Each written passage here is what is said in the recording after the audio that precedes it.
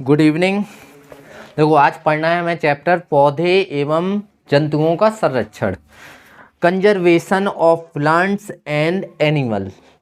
मतलब जो पौधे होते हैं, छोटे छोटे पेड़ पौधे होते हैं, जंतु होते हैं, जैसे तुम्हारे शेर हो गए। जैसे बाघ की बात करें, बाघ कहाँ हर जगह मिलते हैं, गैया भैंसिया थोड़ी है कि मिल जाएंगे, है ना। तो जैसे बाघ हुए, उनका संरक्षण किया जाता है। कहाँ किया जाता है? नेशनल पार्क सुने हैं? हाँ, चिड़ियाघर। हाँ, चिड़ियाघर कह सकते हैं। जैसे अपने यहाँ पन्ना नेशनल पार्क सुना, घूमने जाते हैं लोग। हाँ, तो वहाँ पे संरक्षित किए गए हैं। जैसे अपने यहाँ पन्ना नेशनल पार्क में देखो, बाघ है ना, घड़ियाल है। घड़ियाल देखा है? क्या होता है? मगरमच्छ देखा है?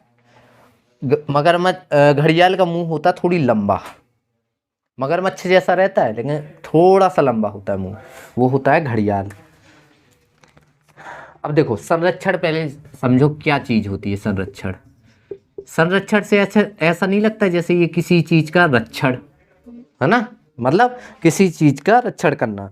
तो मानव द्वारा जैव मंडल के संसाधनों के उचित तथा सीमित प्रयोग के प्रबंधन को संरक्षण कहते हैं। अच्छा एक बात बताओ, जब हम किसी चीज की देखरेख नहीं करेंगे तो मानव तो वैसे ही ऐसा ही है कि लोग खुले में वन लगे हैं तो वन मतलब पेड़ पौधे लगे हैं तो उनको काट लाते ना। सुना होगा काफ़ी जो नॉन वेजिटेरियन होते हैं तो वो जानवरों को मारते हैं। तो उनसे बचाने के लिए सरकार क्या करती है? उनको संरक्षित करती है।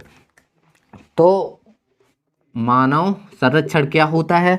तो मानव द्वारा जैव मंडल के संसाधनों के उचित, तो जो मानव द्वारा जैव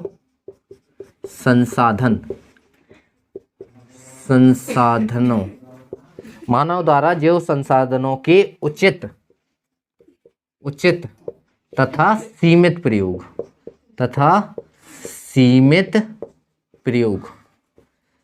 अब जैसे तुम्हारे जीव जंतु हुए या कुछ हुआ, सीमित प्रयोग के प्रबंधन का प्रबंधन।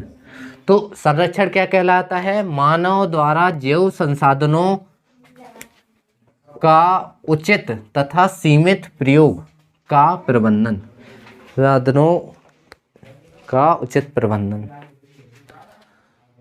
तो मानव द्वारा जैव मंडल के संसाधनों के उचित तथा सीमित प्रयोग के प्रबंधन को क्या कहते हैं? संरक्षण। ठीक है, उचित एवं सीमित प्रयोग को क्या कहते हैं? संरक्षण। दिमाग में केवल ये याद रखना कि अगर संरक्षण पूछे तो क्या होता है? उचित तथा सीमित प्रयोग ही संरक्षण कहलाता है, फिर वो चाहे जिस चीज का हो। ठीक है, अब आता है वन तो वैसे सबको पता होगा। वनों का सर्वाधिक दुरुपयोग मानव ने ही किया है, बिल्कुल किया है। वनों को काटा है, वहाँ पे घर बनाए हैं फिर उन्हीं पे दूषित किया है। जानवर थोड़ी ना ऐसा करते हैं, जानवर तो अपने फल फूल पत्ती खाएं बस, चलते मानो। वो काटते हैं क्या पेड़? नहीं काटते हैं। जो जीव जगत के लिए अत्यंत महत्वपूर्ण है, तो वन तो सबको जानता है कि महत्वपूर्ण है ही है। अब वन उन्मूलन की एवं इसके कारण, देखो वन उन्मूलन होता क्या है? दुरुपयोग करेंगे उसी को कहते हैं वन उन्मूलन। वनों का सर्वाधिक दुरुपयोग मानव ने ही किया है, उसने स्वार्थवश वन उन्मूलन किया है। वन उन्मूलन का मतलब उसको नष्ट किया है।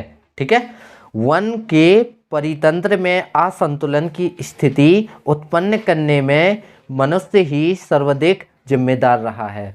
तो हम मनुष्य ही ऐसे हैं जो वनों को काटते हैं और फिर वन लगाते भी नहीं है। पेड़ पौधे लगाते जितने पता है, अपन लोग तो ठीक है, अपन तो नॉर्मल इंसान है। अब काफ़ी लोग क्या करते हैं, जंगल में जाते हैं, उन्होंने देखा कि अरे ये पेड़ लगा है, चलो मस्त काटते हैं, सो काटा बेच दिया, है ना।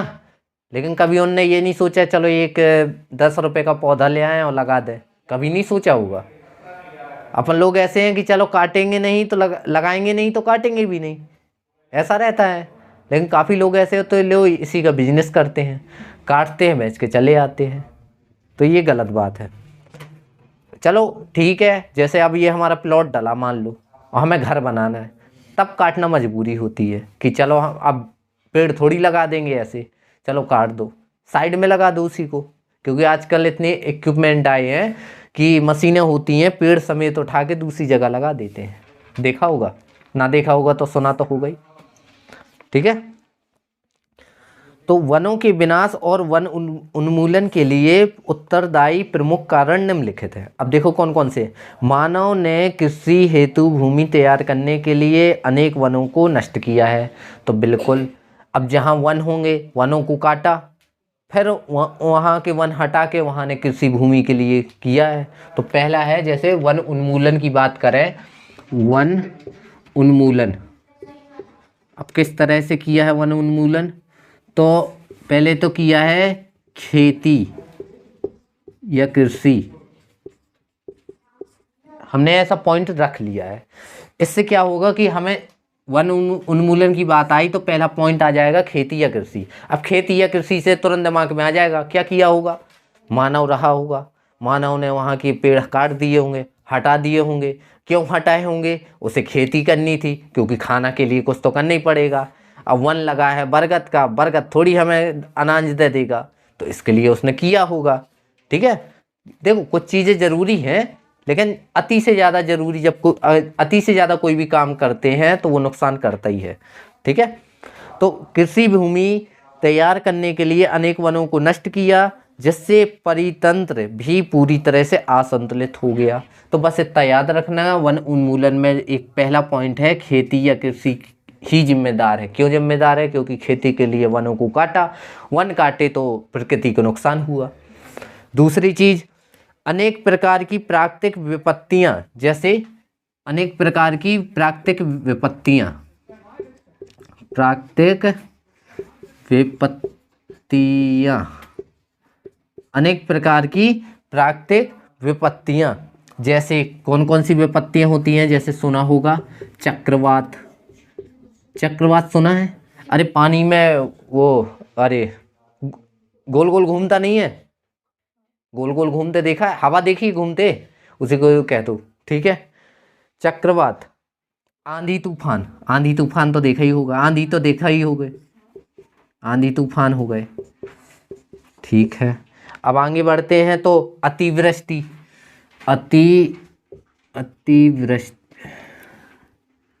अतिवृष्टि, फिर आ गई जैसे बाढ़, सूखा भी होता है, बाढ़ आ गई, आदि होते हैं।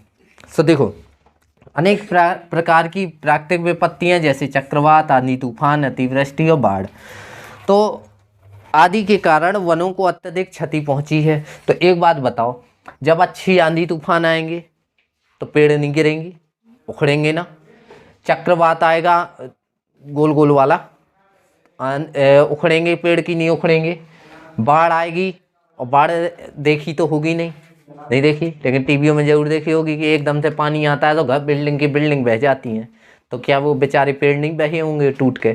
तो इस तरीके से अनेक प्रकार के कारणों के कारण, मतलब कौन से कारण, प्राकृतिक विपत्तियों के कारण वनों का उन्मूलन हुआ है। तो कृषि के लिए हुआ है, प्राकृतिक विपत्तियों के कारण वनों का उन्मूलन हुआ है। अब तीसरा आता है बढ़ती हुई जनसंख्या के कारण। अब ये कैसे हुआ होगा, कुछ दिमाग लगा सकती हो। बढ़ती जनसंख्या के कारण कुछ है दिमाग में कि इसका क्या रीजन होगा भैया, है कुछ दिमाग में? देखो, जनसंख्या तो जानती हो, लोगों की संख्या, यानी हम ही लोग। अब एक बात बताओ, हमें बढ़ती हुई जनसंख्या क्यों जिम्मेदार है? इसलिए जिम्मेदार है, एक बात बताओ, जब धरती में मनुष्य की संख्या बढ़ेगी तो फिर रहने के लिए जगह चाहिए, खाने के लिए खाना चाहिए, है ना, और भी साधन चाहिए, कपड़े चाहिए कि नहीं चाहिए? हमारी जो भी चीज़ें हैं वो सब प्रकृति से ही बनती हैं। अगर हमें ये स्वेटर भी पहनना है तो ये भी किससे बनेगा? प्रकृति से ही बनेगा, रेशम का कीड़े से या किसी चीज़ से बनेगा, लेकिन बनेगा प्रकृति से। ठीक है, हाँ। तो बढ़ती हुई जनसंख्या क्यों है? अब हमें रहना है, पहले जनसंख्या थी 10,000, अब वो धीरे धीरे 15, 20, 25, 30 आएगी। तो पहले चल जाता था काम, चलो एक मोहल्ले में काम चल जाता था, अब वो 2 से 3 मोहल्ले, अब वहाँ लगे थे पेड़, अब एक बात बताओ, जैसे हमारे घर में है, मान लो 5 लोग हैं, कल के दिन जॉइंट फैमिली हो गई सारी की सारी, हमारे यहाँ गार्डन है, समझ लो पीछे साइड है ना गार्डन, मान लो पेड़ पौधे लगे है ही है, अब वहाँ लगे हैं तो अब हमें रहना पड़ेगा, जगह तो चाहिए रहने के लिए, तो हम क्या करेंगे, अरे यार पेड़ पौधे हटाओ वहाँ बनवाते हैं, तो यही सोचेंगे, एक नॉर्मल सी बात है। तो उनको हटा के अब जनसंख्या बढ़ी तो क्या होगा, जनसंख्या बढ़ी, बढ़ती हुई जनसंख्या इसलिए जिम्मेदार है, जनसंख्या बढ़ी क्योंकि आवास के लिए हमें जगह चाहिए, किसके लिए, आवास मतलब रहने के लिए, आवश्यक चीज़ों के लिए, आवश्यक वस्तुओं की पूर्ति के लिए, है ना, आवश्यक वस्तुओं की जरूरत होगी, वो सब कौन पूर्ण करता है, वनों से ही होता है, पेड़ पौधों से ही काफ़ी चीज़ें बनती है ना।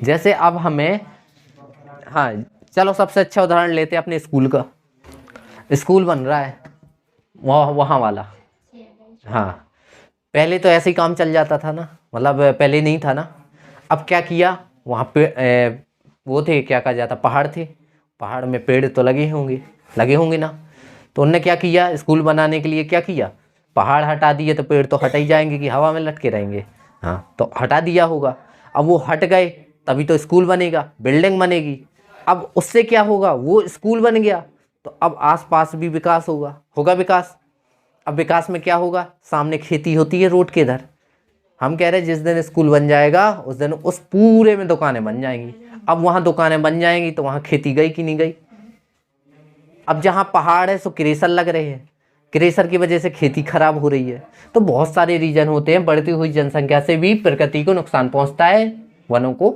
का उन्मूलन होता है। अब वनों का उन्मूलन मतलब वन उन्मूलन किसके कारण, कृषि के कारण हुए, प्राकृतिक विपत्तियों के कारण हुए, बढ़ती हुई जनसंख्या के कारण हुए, ठीक है। अब देखो, अब जैसे हम लोग हैं, पहले के आदमी इतना पढ़ते लिखते नहीं थे ना, इन किताबों की ज़रूरत होती थी, 5 तक पढ़ लिया स्वाहा, कैसे 5वीं से इंग्लिश पढ़ाई जाती थी, अब तो बच्चा अगर बैठने भी लगे, बोलो बेटा A फॉर एप्पल, यही बोलते हैं, B फॉर बॉल बोलो, अरे देखो ये किताब देखो, किताब नहीं देखो तो मोबाइल देखो, कुछ तो देखो। अब तुम्हारी पेंसिल बननी है, चलो पेंसिल नहीं, कागज़ बनना है, ये कागज़ किसके कारण बनता है, पेड़ों से ही बनता है, पेड़ों से ही कागज़ बनता है। तो कागज़ निर्माण में बड़ी स्तर पर लकड़ी की लुगदी प्रयोग की लाई जाती है, तो कागज़ बनाने के लिए पता क्या होता है, चौथा कारण है कागज़, चौथा कारण कौन है, कागज़। अब कागज़ कैसे बनता है, तो कागज़ बनाने के लिए हमें क्या चाहिए, कागज़ की लुगदी बनाएंगे पहले, लुगदी पता क्या होती है, कागज़ को अच्छा गीला कर दे, उसका हलवा बना दे, वही है लुगदी, ये समझ गए, ये मतलब पूरा घुल मिल जाए, हलवा बन जाए, हलवा तो जानते ही होगे, हाँ। लुगदी का प्रयोग में लाई जाती है लकड़ी की आपूर्ति के लिए वनों को काटा जा रहा है। इस प्रकार अन्य उद्योगों जैसे फर्नीचर निर्माण, दिया सलाई में भी लकड़ी का प्रयोग होता है जो वनों से प्राप्त होती है। देखो, कागज़ निर्माण किससे होगा, कागज़ की लुगदी से।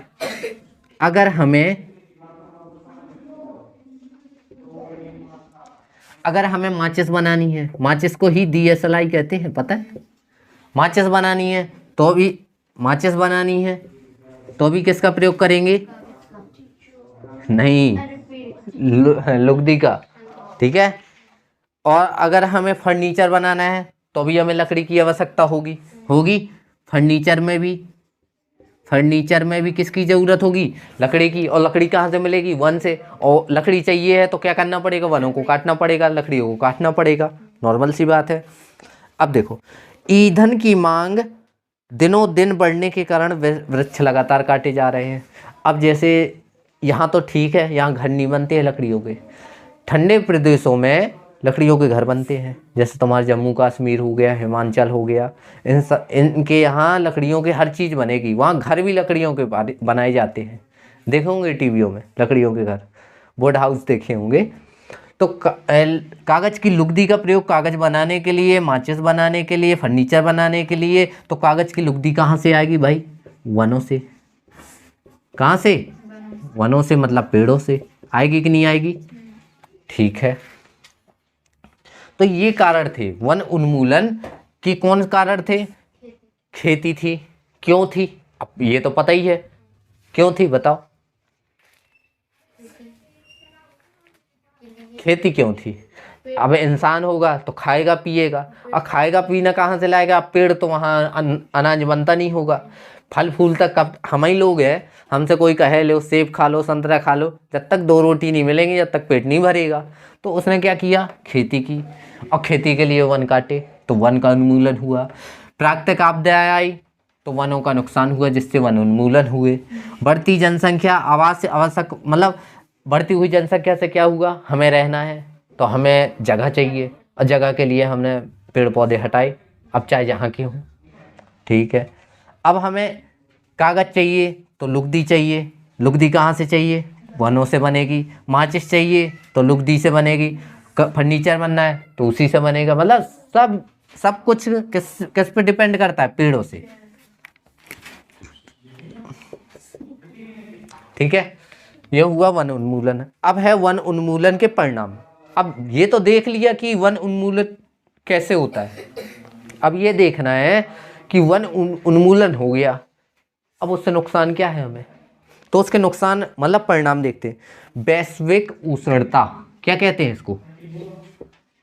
क्या कहते हैं इसको? और हाँ है तो ये बोलती जाओ यार, इतना तो बोलो। ग्लोबल वार्मिंग सही है, स्पेलिंग सही है ना? सही तो है, हाँ। तो एक बात बताओ, हम कहते हैं ना जैसे प्रदूषण होता है, तो कहते नहीं ज़्यादा से ज़्यादा पेड़ लगाओ। क्यों लगाओ? क्यों लगाओ? तो ऑक्सीजन मिलती है, तो ऑक्सीजन मिलने से क्या होगा? वो तो हमारे लिए अच्छा होगा कि ऑक्सीजन घटेगी नहीं। लेकिन इसका संबंध ग्लोबल वार्मिंग से क्यों है? दिमाग लगाया कभी? क्या है ग्लोबल वार्मिंग में ऐसा? तो दिमाग लगाना, ग्लोबल वार्मिंग क्यों होती है? क्यों होती है? क्योंकि कुछ गैसों के कारण होती है ना, जैसे CO2, CO और N20 ऐसी होती ना। तो जो ग्लोबल वार्मिंग के लिए सबसे अधिक जिम्मेदार है CO2। अब CO2 का पेड़ क्या करेगा पता है?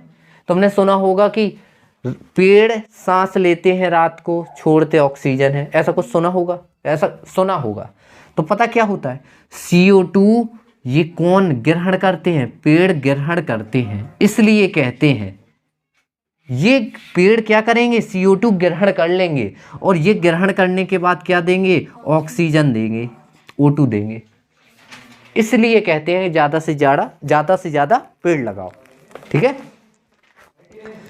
अब देखो, धरातलीय वातावरण एवं समुद्र के औसत तापमान में हुई वृद्धि को वैश्विक ऊष्मीकरण कहते हैं। चलो वो तो हटाओ। 19वीं शताब्दी के अंत में वातावरण में CO2 की सांद्रता बढ़ने के कारण वातावरणीय तापमान में भी वृद्धि हुई है। तो तुम सबको पता होगा मतलब कि क्या होगा, पहले थोड़ी ना प्रदूषण इतना था, ये अभी हुआ है प्रदूषण, मतलब लगभग 20-30 सालों में सबसे ज़्यादा हो रहा है। सबसे ज़्यादा कहा जाता प्रदूषित तो दिल्ली, सबसे ज़्यादा कहा जाता कि वो है। अब क्यों हुआ? क्योंकि वहाँ अंधाधुंध पेड़ काटे गए, आसपास पेड़ नहीं देखने को मिलते हैं। अब वो सरकार ने लगा दिए बीच रोड में, किनारे किनारे में लगा दिए। देखा है कभी? नहीं गए? पता है वहाँ पेड़ नहीं देखने को मिलते हैं। अब वो क्या हुआ है कि अब तो बहुत जागरूक है, कम से कम 15 साल से कि पेड़ लगा रहे हैं। अब जहाँ उद्योग चलेंगे, प्रदूषण फैलेगा, हमें रहना है, तो वन एकदम से पूरे काट दिए जाते थे। ठीक है, मैदान के मैदान बना दिए जाते थे, तब तो फैक्ट्रियाँ लगती थी, है ना। इसलिए तो क्या हुआ है 19वीं सदी के अंत में, 19वीं सदी मतलब 1985, 90, 91, 92 के आसपास की बात हो रही है। तो वातावरण में CO2 की सांद्रता बढ़ने के कारण वातावरणीय तापमान में भी वृद्धि हुई है। तो CO2 बढ़ी, अब CO2 बढ़ेगी तो तुमको अच्छे से पता है कि CO2 किसके लिए जिम्मेदार है, वैश्विक उष्णता यानी ग्लोबल वार्मिंग के लिए जिम्मेदार है ना। ठीक है, ठीक है। इसका मुख्य कारण हरित गृह गैसें के प्रभाव है, मतलब अब इसका क्यों जिम्मेदार है, ग्लोबल वार्मिंग क्यों होती है, ग्रीन हाउस प्रभाव होता है। और ग्रीन हाउस प्रभाव क्यों होता है, तो इसमें ये जिम्मेदार होती है ना। बस ये ग्रीन हाउस प्रभाव और ग्लोबल वार्मिंग अच्छे से देखना, दोनों कंफ्यूज नहीं होना, जिस दिन पेपर हो उस दिन में भी नज़र डाल के जाना, ठीक है। अब देखो, मृदा अपरदन एवं मरुस्थलीकरण। मरुस्थल जानती, मरुस्थल नहीं सुना, रेगिस्तान जानती है, उसी को मरुस्थल कहते हैं, ठीक है। मृदा अपरदन, अब मृदा अपरदन की बात आई, मृदा अपरदन अच्छा सुना होगा, चलो ठीक है। अपने घर में गमला लगाते हैं, देखा होगा कि वो गमला लगा रहता है, कुछ दिन 1-2 साल बाद, 2.5 साल बाद उसकी मिट्टी मर जाती है, सुना होगा। वो क्यों मर जाती है, क्योंकि उसकी जो खनिज होंगे वो ख़त्म हो गए होंगे। तो फिर क्या करते हैं, दूसरी मिट्टी ला के लगाते हैं, ठीक है। अब क्या होता है, मृदा अपरदन कैसे होता है, बरसात होती है, बहुत सारे वैसे तो रीजन होते हैं कि मृदा अपरदन के काफ़ी रीजन होते हैं, जैसे कि अब बहुत सारे रीजन होते हैं। तो मृदा अपरदन की बात आई, तो मृदा अपरदन क्या होता है, तो मृदा की उपजाऊ परत बनने में सैकड़ों वर्ष लग जाते हैं। तो मृदा ऐसे ही नहीं अब उपजाऊ हो जाती है। अच्छा, अपने बरेजी तो देखिए होंगे, सुना होगा कि अगर इस साल हम जहाँ पे वो बरेजा करते हैं अगले साल छोड़ना पड़ता है, सुना होगा, ये तो सुना ही होगा। क्यों छोड़ते हैं, इसलिए छोड़ते हैं ताकि उसकी जो खनिज समाप्त ना होने पाए। अब पता है, लगातार उसमें करेंगे तो अच्छी फसल नहीं होगी, लेकिन एक साल छोड़ के करेंगे तो होगी, ठीक है। तो क्या होगा, मृदा की उपजाऊ परत बनने में सैकड़ों वर्ष लग जाते हैं। उर्वर शीर्ष मृदा अनुचित उपयोग के द्वारा ही कुछ ही वर्षों में हटाई जा सकती है, ठीक है। इसके परिणाम स्वरूप इसके परिणाम स्वरूप क्षेत्र कुछ समय में बंजर में बदल जाता है। अब जब लगातार यूज होगा तो क्या होगा, अनउपजाऊ होगा, अनउपजाऊ हो जाएगा तो वो फसल देना बंद कर देगा, और जब फसल नहीं होगी तो उसे क्या कहते हैं, बंजर कहते हैं, ठीक है।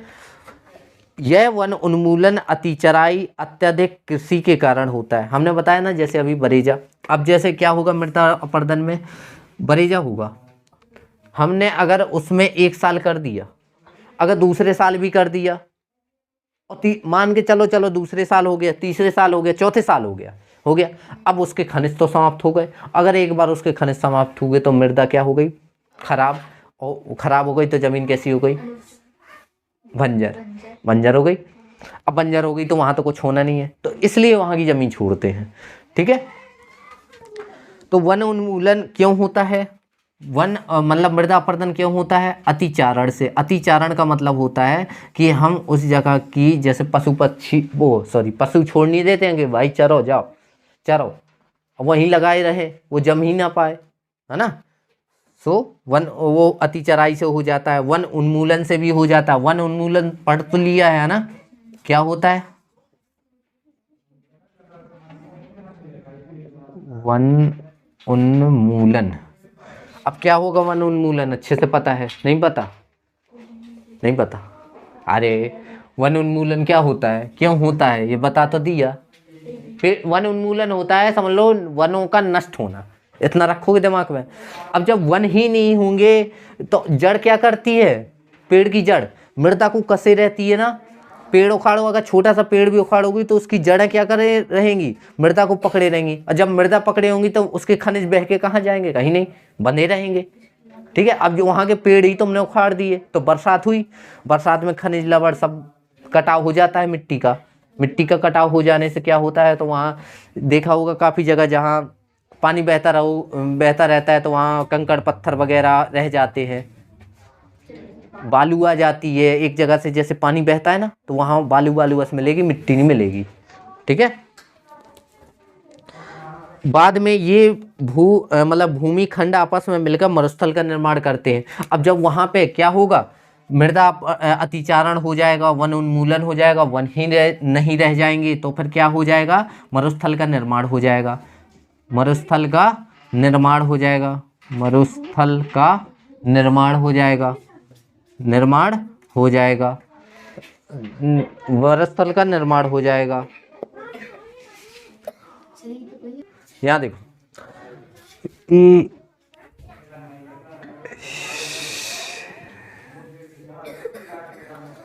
कि यहाँ देखो तो मृदा अपरदन क्यों होता है, मतलब मरुस्थल कैसे बनता है।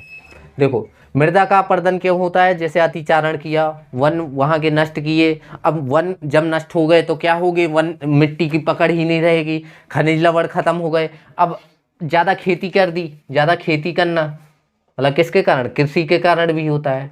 अब लगातार जब कृषि करेंगे, उसको खाद क्यों देते हैं, इसलिए देते हैं ताकि उसकी जो कमी है ना पोषक तत्वों की, वो कमी हो जाए, पूर्ण हो जाए, इसलिए खाद डालते हैं। तो कृषि अतिचारण वन उन्मूलन से क्या होगा, वहाँ की मिट्टी खराब होगी, क्या हो जाएगी, मृदा का अपरदन हो जाएगा। और जब छोटे छोटे खंड ऐसे ही मृदा का अपरदन होता रहेगा तो वो किस में बदल जाएगा, मरुस्थल में।